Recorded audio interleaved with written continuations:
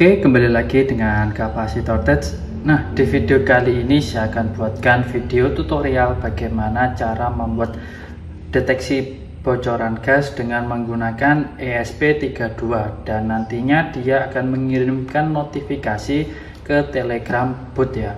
Nah, di sini sudah saya siapkan untuk komponennya, itu ada ESP32, ada sensor MG2, di mana sensor MG2 ini digunakan untuk mendeteksi sebuah kebocoran gas ya.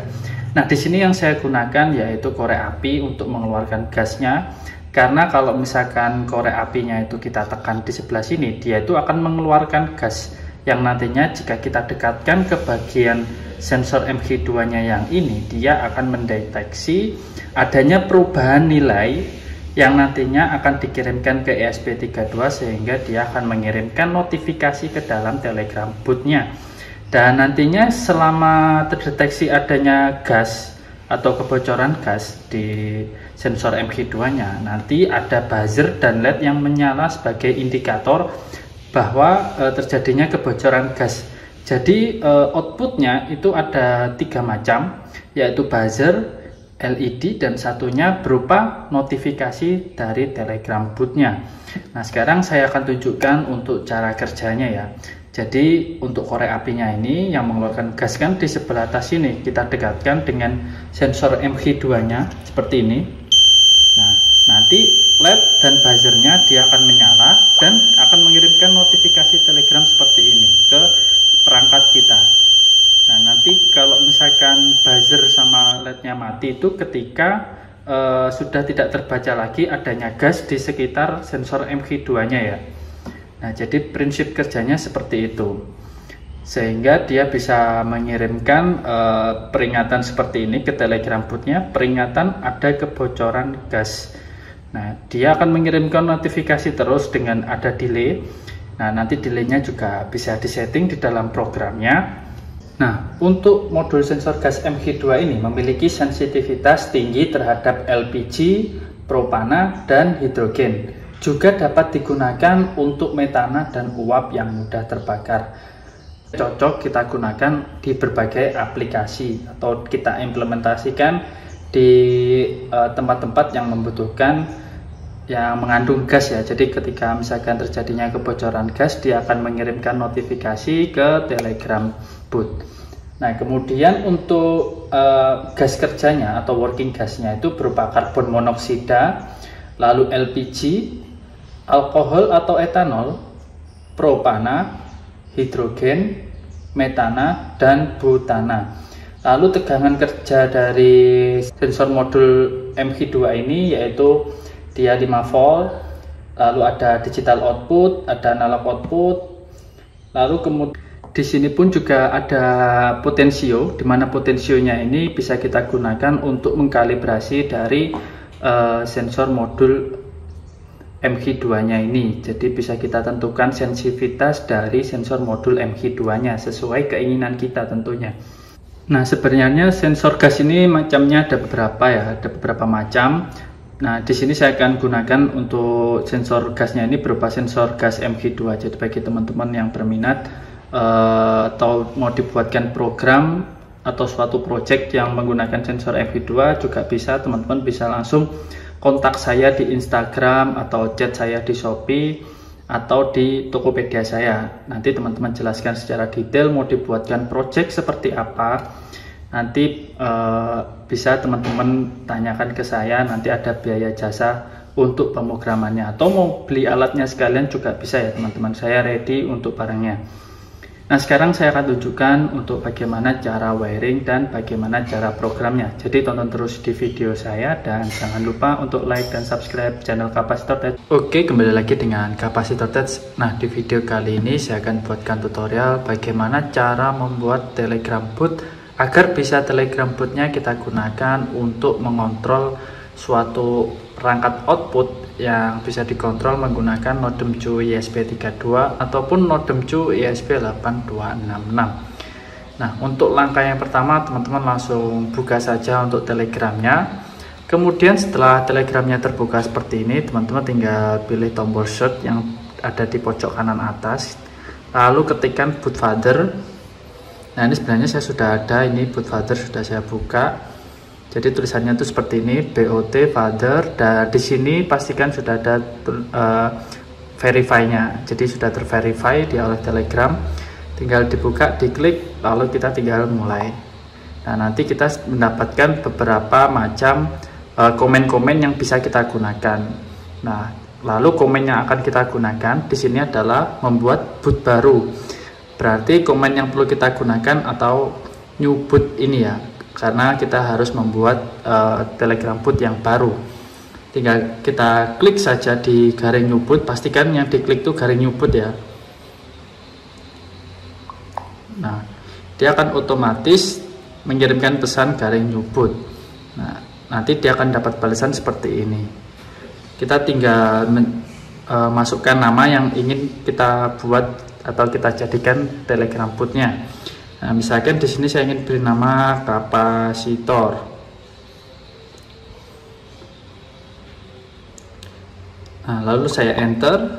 Nah, kita disuruh memberikan tulisan nama kita itu tulisan BOT atau underscore BOT. Jadi kita harus beri akhiran seperti yang diperintahkan.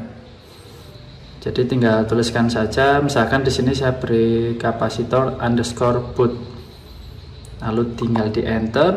Nah, kalau misalkan sudah ada, kita tinggal cari alternatif lain, misalkan kapasitor BOT.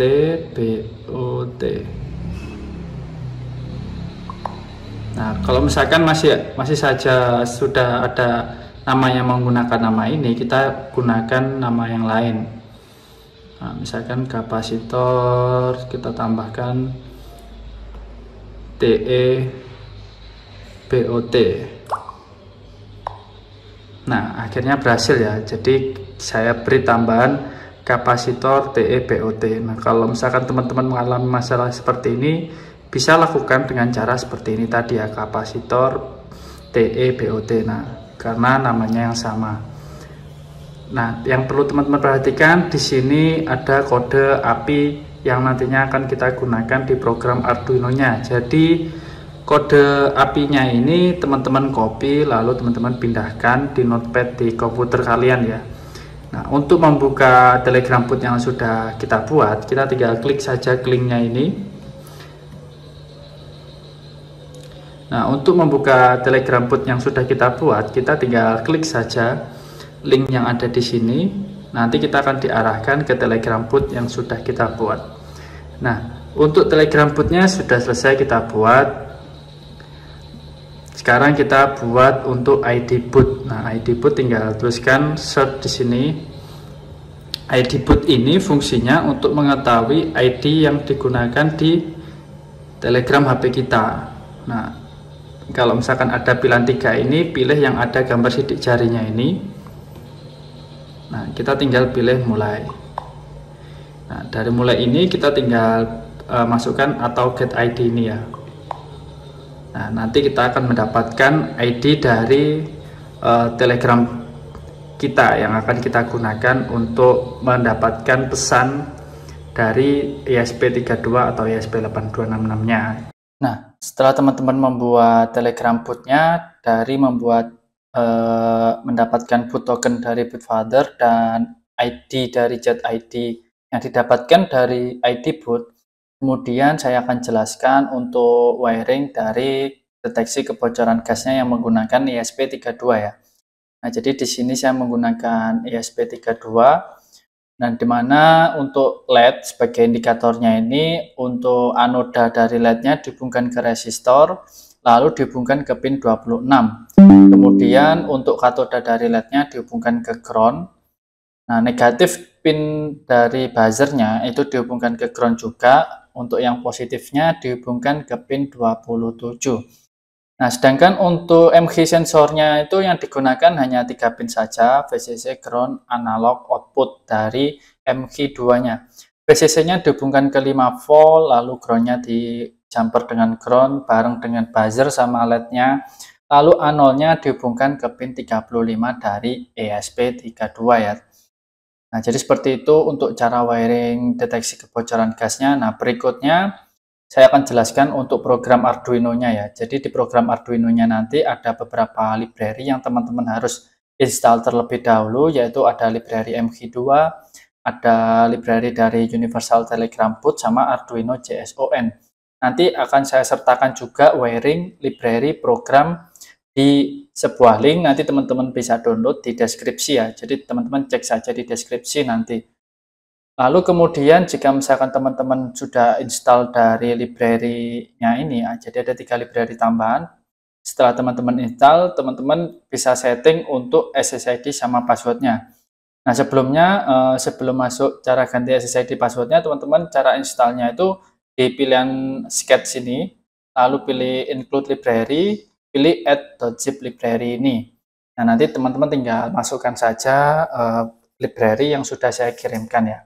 Nah, jadi seperti itu untuk cara install library-nya. Kemudian untuk setting SSID passwordnya, jadi SSID passwordnya ini disesuaikan dengan SSID password WiFi yang mau digunakan, dan pastikan untuk besar kecilnya itu sama, dan kalau bisa tanpa ada spasi di WiFi-nya biar gampang untuk ESP32-nya terhubung ya, tidak terlalu lama.